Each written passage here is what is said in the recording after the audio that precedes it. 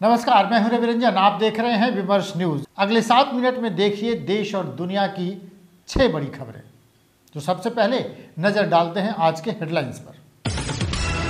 बिहार विधानसभा में जोरदार हंगामा, बीजेपी विधायक ने तोड़ा माइक तो 2 दिन के लिए हुए निलंबित। बीजेपी विधायक सदन के बाहर धरना पर बैठे। मुख्यमंत्री नीतीश कुमार को झटके पर झटका दे रहे हैं उपेंद्र कुशवाहा। जदयू के कई बड़े कार्यकर्ता और नेता आरएलजेडी में शामिल।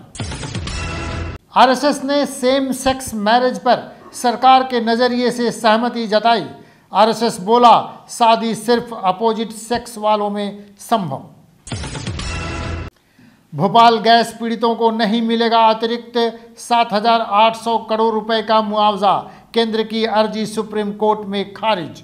सर्वोच्च न्यायालय ने कहा 6 गुना मुआवजा पहले ही दिया जा चुका है।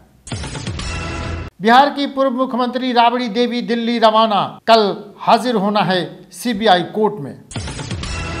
और वरिष्ठ पत्रकार डॉक्टर वेद प्रताप वैदिक का निधन। पत्रकारिता जगत में शोक की लहर। कल शाम 4 बजे होगा अंतिम संस्कार। तो चलिए, ये थी हेडलाइंस। अब खबरें विस्तार से।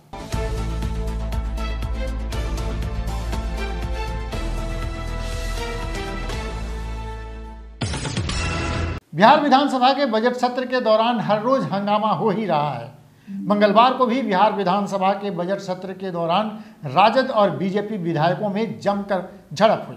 इस दौरान नेता प्रतिपक्ष ने राजद पर गुंडागर्दी करने का आरोप लगाया और गाली गलौज करने का आरोप लगाया, तो बीजेपी विधायक ने माइक तोड़ दी। इस पर सदन के अध्यक्ष ने उन्हें 2 दिन के लिए निलंबित कर दिया।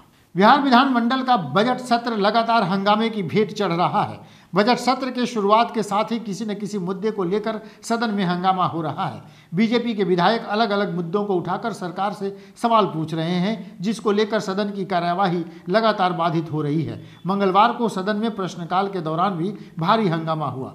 इस दौरान सवाल पूछे जाने से रोकने पर बीजेपी विधायक लखिंद्र पासवान ने माइक तोड़ दिया, जिसके बाद विधानसभा अध्यक्ष ने विधायक लखिंद्र पासवान को 2 दिन के लिए निलंबित कर दिया। उधर इसके विरोध में बीजेपी के तमाम विधायक सदन के बाहर धरने पर बैठ गए। बहरहाल अब बीजेपी के विधायकों का कहना यह है कि जब तक उनका निलंबन वापस नहीं होगा वो सदन के भीतर नहीं जाएंगे। सभी विधायक सदन के बाहर धरने पर बैठ गए हैं। बढ़ते हैं अगली खबर की ओर। राष्ट्रीय लोक जनता दल पार्टी के राष्ट्रीय अध्यक्ष उपेंद्र कुशवाहा हर रोज नीतीश कुमार को एक न एक कोई झटका जरूर दे रहे हैं। आज भी पटना में जदयू के सैकड़ों कार्यकर्ता और दर्जनों कद्दावर नेताओं ने उपेंद्र कुशवाहा के साथ उनकी पार्टी ज्वाइन कर ली है। देखिए रिपोर्ट। राष्ट्रीय लोक जनता दल के अध्यक्ष उपेंद्र कुशवाहा ने फिर दावा किया है कि जदयू धीरे धीरे खत्म हो जाएगी। उन्होंने कहा कि जब से राष्ट्रीय लोक जनता दल का गठन किया है तभी से जदयू के सैकड़ों नेता मेरी पार्टी में शामिल हो गए हैं। मंगलवार को भी पटना में उपेंद्र कुशवाहा के सामने जदयू के दर्जनों बड़े नेता राष्ट्रीय लोक जनता दल में शामिल हो गए। इसमें शंभुनाथ सिन्हा, जो जदयू के पूर्व महासचिव और प्रवक्ता रहे हैं, उनका नाम प्रमुख है। इस मौके पर उपेंद्र कुशवाहा ने कहा कि जिस तरह से जेडीयू को नीतीश कुमार ने राजद के सामने गिरवी रख दी है, उससे जदयू के भीतर हलचल है और पूरी की पूरी जेडीयू जल्दी ही खत्म हो जाएगी। समलैंगिक विवाह पर आरएसएस ने केंद्र सरकार के नजरिए का समर्थन किया है। आरएसएस ने कहा है कि विवाह सिर्फ अपोजिट सेक्स वालों में ही संभव है। देखिए एक रिपोर्ट। पानीपत में चल रही राष्ट्रीय स्वयंसेवक संघ की अखिल भारतीय प्रतिनिधि सभा में मंगलवार को सर कार्यवाहक दत्तात्रेय होसबोले ने सेम सेक्स मैरिज पर केंद्र सरकार के नजरिए का समर्थन किया।